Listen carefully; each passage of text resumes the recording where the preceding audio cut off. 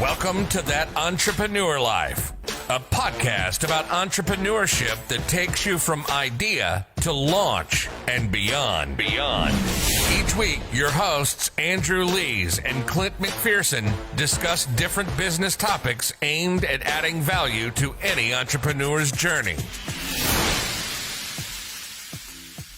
Welcome back, everyone, to another episode of That Entrepreneurial Life. I'm your host, Clint McPherson, and unfortunately, my co-host, Andrew Lees, had a scheduling conflict today, so he won't be joining us today. But outside of that, let's go ahead and kick this thing off by welcoming our special guests today, Nora and Ani, to the show. Hi. Hi, everyone. And I think it's Ani, right? Not got it. My bad on that. No. But it's an honor to have you guys. And thank you for taking the time out of your day to actually jump on with us. But before we launch and everything, we typically do this with all our guests. We have everybody quickly share with our audience who they are and what you're all about. Yeah, and Nora and I are business partners. We have a baby brand called Norani Baby. And we've been best friends for 20 years and business partners in our previous company and this one for 12 years now. Mm-hmm. It's been a long time. So we have a swaddle that helps babies sleep longer. So we have a patent pending on a design of this specific swaddle. We like to joke that it's kind of like a baby straitjacket. So it keeps your baby tight, swaddled, cozy all night long because we really want to help parents get more sleep as new parents. Yeah, and the idea of the company was inspired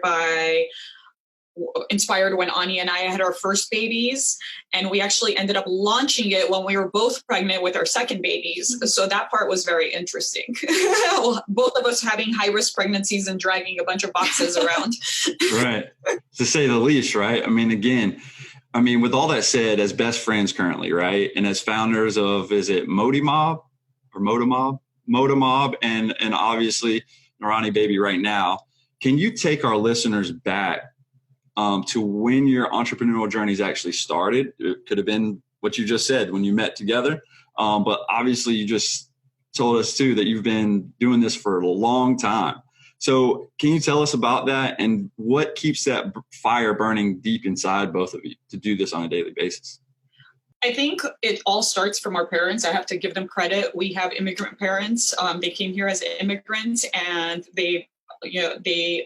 that's the immigrant mindset. Work hard and keep your eye on the prize. No one's going to hand anything to you. You need to fight for it.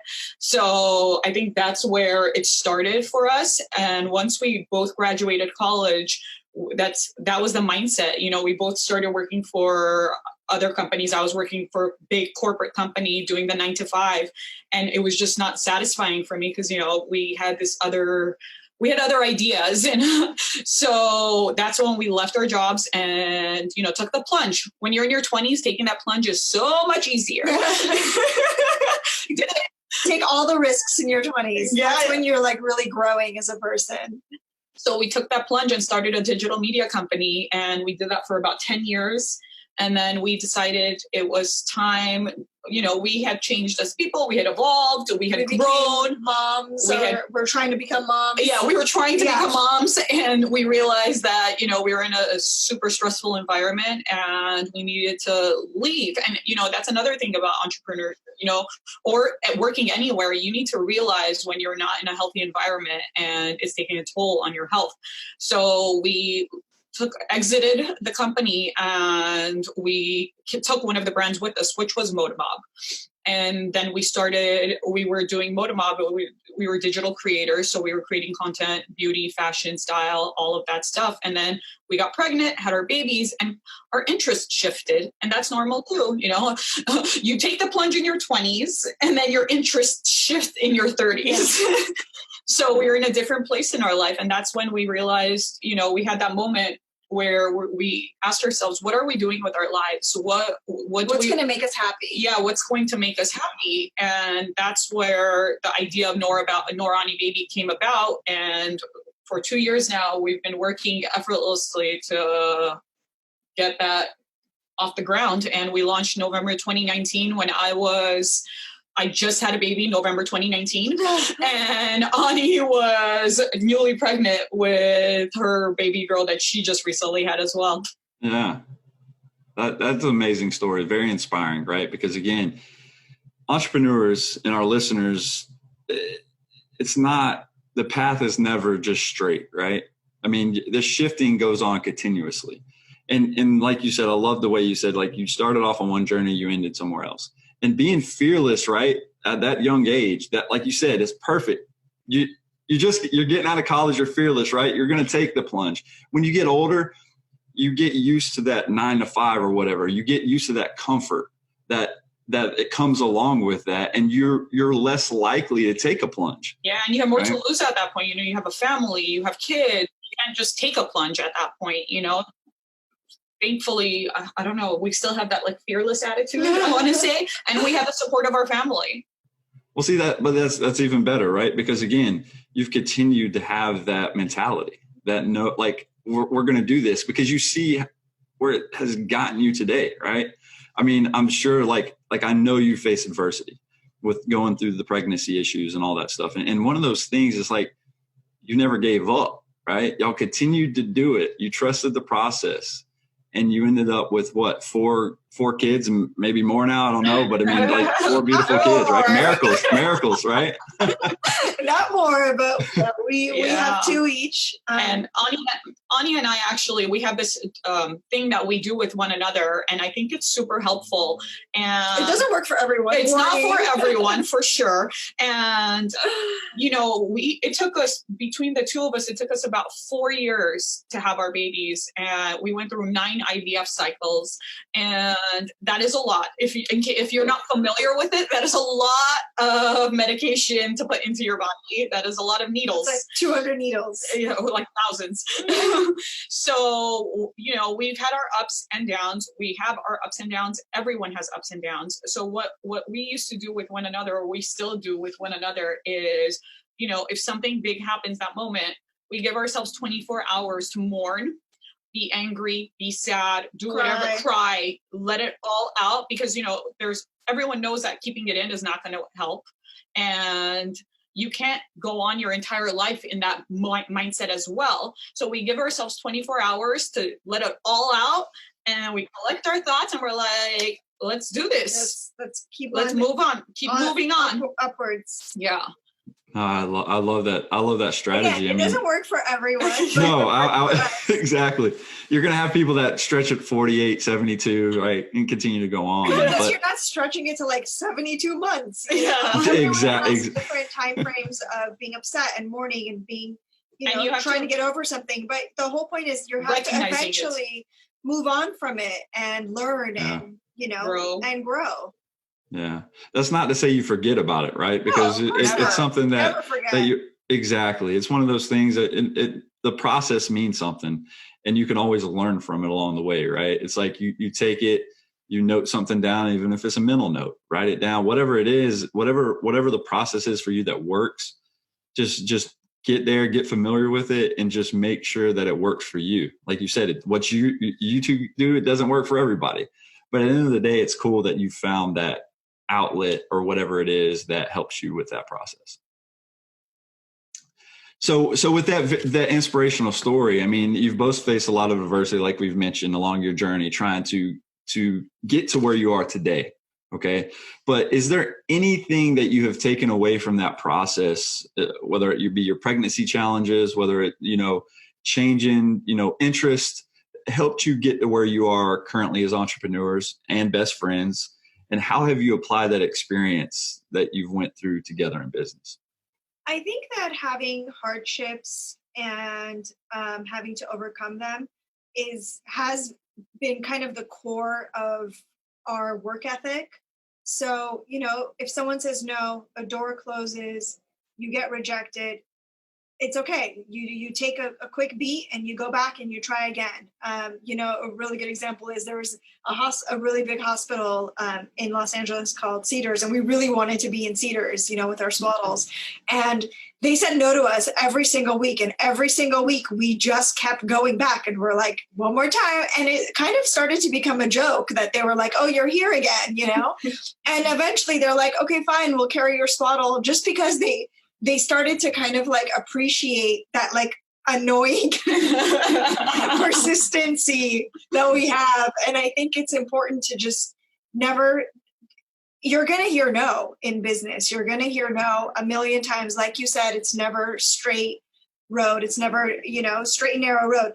It's the windiest road ever. Everyone's going to say no to you. Once in a while, you'll hear a yes, but a lot of times you're going to hear no. And you just have to keep fighting and keep knocking on doors and keep trying, because eventually you'll turn that no into yes, business wise. Oh, I mean, no, that's perfect though. I mean, that right there, you're going to face adversity. You're going to get the no's. And if you're a person that takes that personally, you're not going to make it too far. Right. I know when we start our business, I think the worst thing for a lot of businesses right off the bat is to see a whole lot of success right away. Because that's not how it typically happens, right? I mean, I'm not saying it's great you're killing it, great, but there's going to be an obstacle eventually that gets in your way. And so I think for me, I face a lot of those obstacles and learning curves because I came straight out of the military. I honestly didn't know what the hell I was doing, right? But I didn't want to take the fake it till you make it, you know, approach. I just don't like that. But I made sure I educated myself. I learned the process. I own my own digital marketing agency now. But again, it's something that I took time to, you know, evolve into. I didn't just jump out there and be like, okay, guys, I can do anything you want me to do, because then you get in trouble that way, right? You're creating red flags for yourself and your customers that they don't even know yet. And then you get into it and you find out that you're over your head.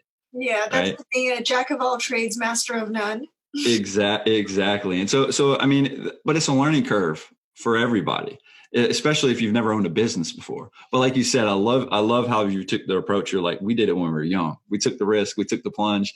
And again, you learn and evolve the process. And now you're on a different road than you were when you started. And that's what I like about entrepreneurship, because the journey, again, just because you get to the top of one mountain does not mean that the journey's over. You know, I mean, those are like maybe some goals that you set along the way. Like, I want to hit this mile mark, whatever. But when you get there, it doesn't stop, because if it does stop, you're not an entrepreneur. It's like, you got to figure out more ways to make money. You got to figure out more ways to just live and create stuff. And I love how y'all the swaddle, how that came about, and how like the co-creators patent pending right now with it. But like, can you give me a little bit of insight on that? Because I know that, Ani, it was your daughter, right? That was in the NICU. Okay, for 3 months, right? And so while that is going on, that's when the whole initiative that you started for your website. And can you tell us more about that? I mean, I know I'm giving a little bit blank overview, but yeah. I know you can answer it better than I could. My daughter was born with the acronym is VSD. So basically she was born with 2 holes in her heart. So she was unable to come home until she had open heart surgery. But in order for the complications to be reduced for open heart surgery, they require babies to be of a certain age or weight limit, because again, it's better for them. It's easier recovery. So my daughter was in the NICU for 3 months. We're waiting for her to grow and get big. And so obviously my husband and I, we also have a 4-year-old. So we would take turns going back and forth to the NICU. We were never allowed to go there at the same time, but one of us would go in the morning, afternoon, night, but every single night I went to the NICU and I would swaddle her so that she would get a good night's sleep, because I was like, well, if she sleeps really well, that means, she'll be able to eat more and grow. So sleep is obviously it's so important for babies. Right. Mm-hmm. And eventually the nurses started to kind of get used to seeing the swaddle, but I never told them it was my swaddle until one one day they were doing, I got there early in the morning and they were doing they call it rounding. So it was like the doctor and the director and everyone, and they were kind of going over the plans of when her surgery is going to be. And one of them was like, "What is this swaddle? It's really cool." And the nurse said, "Oh, it's like this really great swaddle that keeps her swaddled all night long. And isn't it cute?" And I didn't say anything at that moment, and I waited for them to talk about it. And then eventually when they stopped talking about it, I was like, "It's actually, my swaddle that I co-created with my best friend." And I kind of gave them this whole background, and they were like so impressed that it was helping her sleep so well. And so another fast forward a couple of weeks later, and I was having a conversation with, the director of the NICU, and she was telling me that so many of the parents who have babies there, because it's a children's hospital, can't afford the luxury of a nice blanket or a swaddle. And we were like, Nora and I were just gutted. We were like, it's something you don't even think about, like a swaddle, or like a baby blanket. And so we started the initiative. We did a huge round of donations right up front. And then right after that, it was Nora's idea. She's like, why don't we just, create something on our site so people anywhere, everywhere can donate a swaddle to children's hospitals or NICUs or orphanages or children in need. So that's kind of how the idea started about. And honestly, it's like a really proud thing that we feel accomplished for doing. Yeah, we've donated over 300 swaddles so far. Yeah. That's awesome. I mean, I think just even as an entrepreneur, right, there's always things, that mean something to us. And so with you tying that together from your daughter to just making sure other individuals, even if that can't afford something like that or don't even think about like how it could help them because they don't know about it. Right.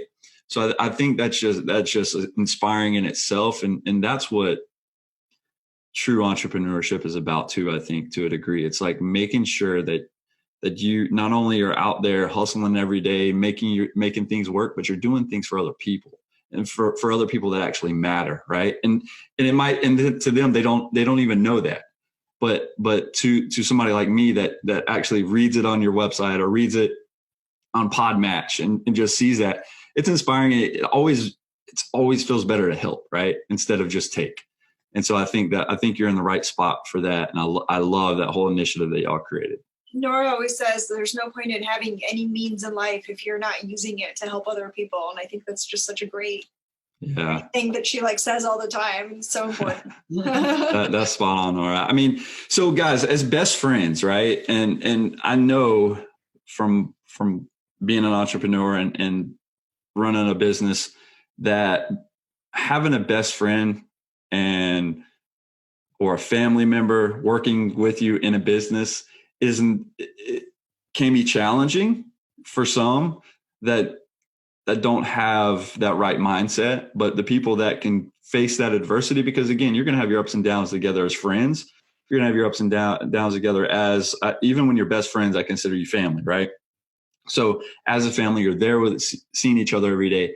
Can you two speak about not only being the serial entrepreneurs that you are, but being best friends that have launched two separate companies together? How challenging has that been as individuals that, again, have to deal with each other every day? And I'm not saying it's a bad thing, right? Because best friends, obviously it's a good thing, but I know there has to be some challenges and bumps along the way. It's probably one of the hardest things doing it. Initially you do it because you're like, oh yeah, let's do it. Oh my God, great idea.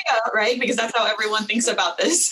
And it is one of the most challenging things. We were in business for 10 years together and we were in business with another best friend as well. So one thing we learned is you can't be in business with everyone. So, but one thing, even if you have the same general goals, you still can't be in business with everyone. Yeah, even if you are at the entrepreneur mindset, boss mindset, this and that, but you can't have too many cooks in the same kitchen.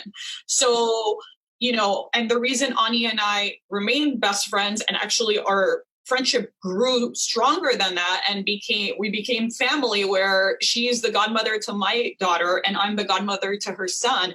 Because we have one thing we learned in the 10 years we're in business together is respect. Yep. That is one of the most important things. We don't get along all the time. We have a lot of arguments all the time. We don't see eye to eye on every single issue or every design or every print or, but like Nora said, it's about having respect for the other person's opinion and thoughts and not just immediately dismissing it, I think is really important. And another thing this is the one advice I would give anyone that's going to go into business with a friend is leave everything at work. So, people say like, leave your work at work, don't take it home with you. It's the same thing. If we are talking about something work related and we're not agreeing, we don't take that home and continue it the next day at work. We try to, squash it or come to a conclusion that day. And then the next day is a fresh day. It's a new start. So we don't continue to drag it on. We don't disrespect one another. I think that's respect is, I have to say, one of the most important things. Communication and respect. If one of us isn't feeling good about something, we don't just let it build up. And I think I have to say women tend to do that a lot. They let it build up. And then one day they explode. And we've learned early on in our work relationship together is to not do that. Just, speak about it. Yeah.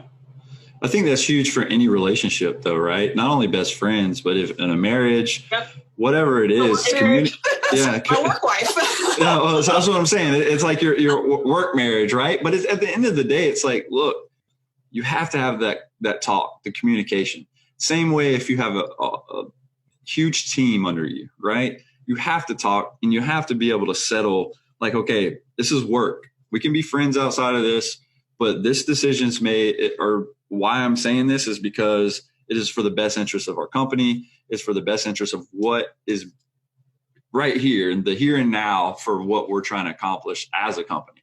And I think a lot of people take things personally, and it's not always personal, right? They'll take it home with them. They'll complain about you or even outside, they won't call you or want to hang out with you. And it's like, look, it's not personal. I had a lot of that when I was in the military. It was before I was an entrepreneur. But at the end of the day, it's like I had to make decisions that would either keep people alive or take people's lives, unfortunately. And that was hard to deal with. And then sometimes as far as you don't want to be the leader of somebody in the military and have to call their parents because you didn't make the right decision, right? And have that conversation with them. And unfortunately, your son or daughter died because of something I didn't do. And so my thing is I take that same mindset when I'm in my business.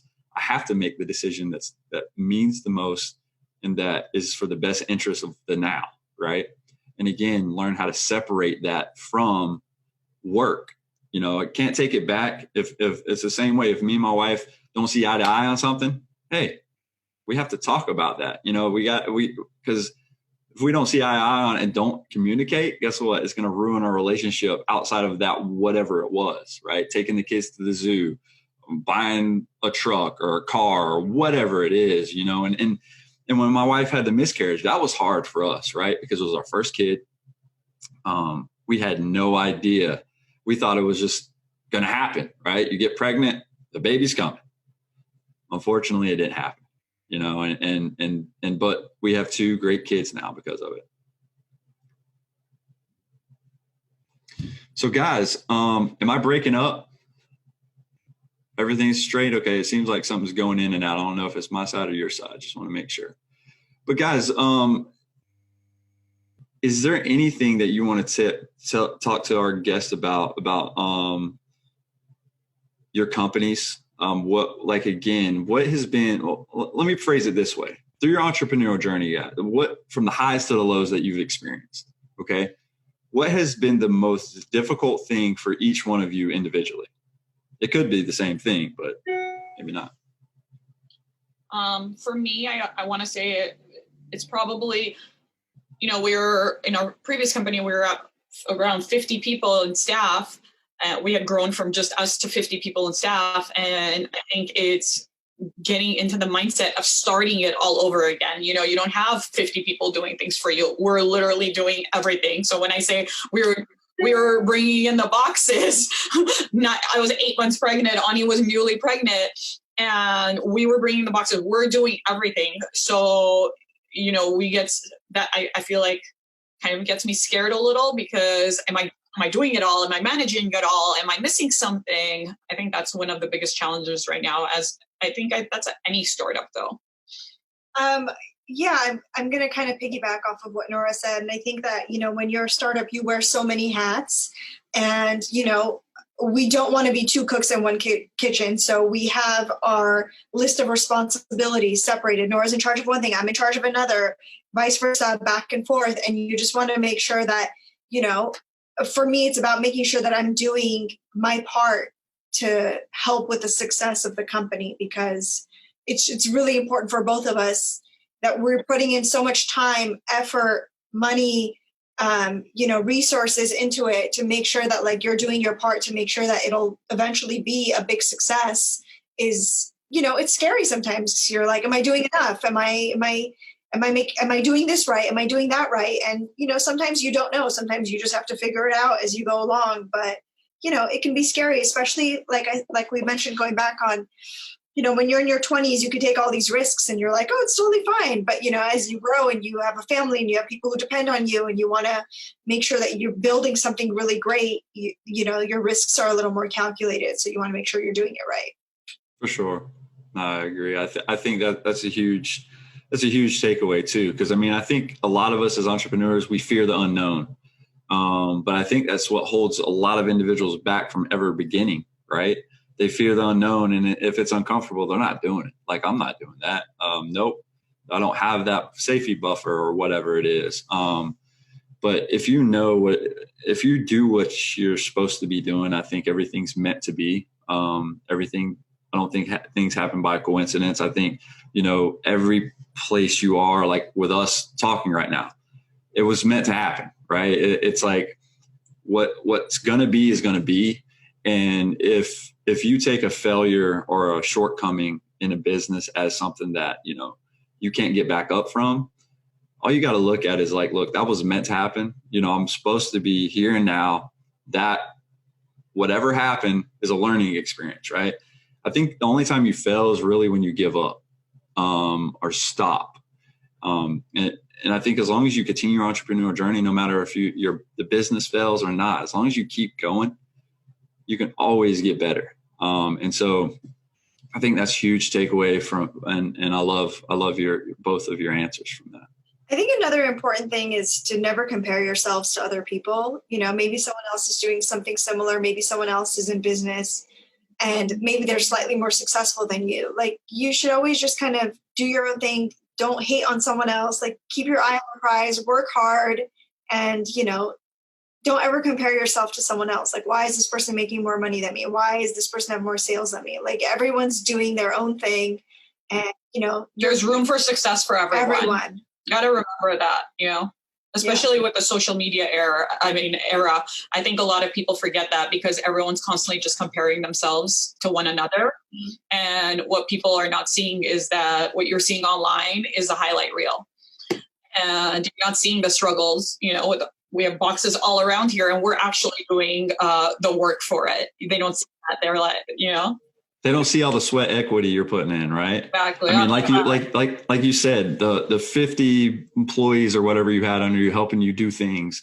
And now it's like you transition over here and now you're like, okay, I'm actually in the trenches doing work I hadn't had to do for several years, a decade, whatever it is. It's like now you're actually grinding, you're actually putting that sweat equity in because that's important. And you're actually like, that's an inspiring story in itself, because everybody thinks when you make a decision, it's almost like that field of dreams. If you build it, they'll come. That's not always the case, right? If it's a demand and it's something that's in need, if you show up at the right time, yes. Okay. But that's not always the case, because you might be in need of something and create it for yourself, and then nobody else in the world needs it, right? And so that's where you fall short when it comes to product. But I think, again, like you said, it's just one of those things that you got to keep going on, not compare yourself to anybody, and just be you, right? And that, I think that's really important. Be you, be authentic, be original, and just keep that creative process going. So guys, as we wrap up this episode, I said guys, sorry about that. Ladies, as we wrap up this episode, if you could leave our listeners with one piece of advice, what would it be? And it could be multiple pieces. Don't give up. You'll have really hard days, and that's okay, because that's what builds character. And, if you believe in yourself, don't ever give up. Just keep grinding. If you're taking a plunge, definitely don't give up. And then one of my favorite sayings, and this is for people that already are in business, be nice to the people on your way up, because you're going to meet them on your way down. So, it doesn't matter if you have 0 employees, 100 employees, treat everyone equally, be nice, and that goes a long way. No, I agree. I think you're spot on with everything right now. I really am looking forward to continuing to stay in touch with you, to see how your journey continues. I'm excited. Hopefully that patent pending, all that goes through. You'll get the patent and everything. Very highly encouraged with that, but I love your story. And ladies, I thank you so much for jumping on with me and helping add value to what we're trying to do on our podcast. Thanks so much, Clint. Thanks for having us. Yeah, no doubt. So guys, thank you so much for listening to That Entrepreneur Life. To learn more about what Nora and Ani are working on, check out Norani.com. That's NORANI.com. If you like what you heard today, guys, make sure to subscribe to our podcast on iTunes or any other major podcast directory. You can also find us on all the socials and on our website at thatentrepreneurlife.com. I also want to quickly give a special shout out to our family and friends, like always, to include our listeners, followers, and subscribers. If you find value in our show, please consider making a donation. Even just a few dollars helps us keep things moving along and brings value to your entrepreneurial journey. Thanks for continuing to support what we do as entrepreneurs, and don't forget to join us next week for another episode of That Entrepreneur Life. Thanks for listening to That Entrepreneur Life podcast.